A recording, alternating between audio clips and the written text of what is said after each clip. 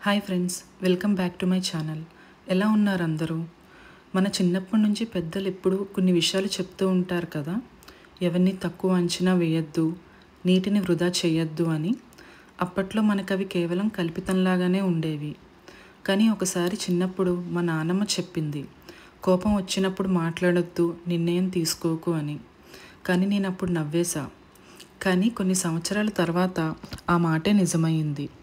ఒకసారి నేను కోపంలో తీసుకున్న నిర్ణయం నాకు చాలా పెద్ద నష్టమే తెచ్చింది. అప్పుడు మా నాన్నమ్మ మాటలు గుర్తొచ్చాయి.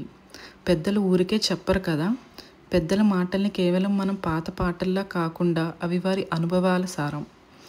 మనం ఎదుర్కోని పరిస్థితులను వాళ్ళు ఎన్నో చూశారు, అందుకే అలా చెప్తుంటారు. మనం ఆ మాటలను వింటేనే కాదు, మన జీవితంలో పాటిస్తే చాలా తప్పుల నుంచి మనం తప్పించుకోవచ్చు.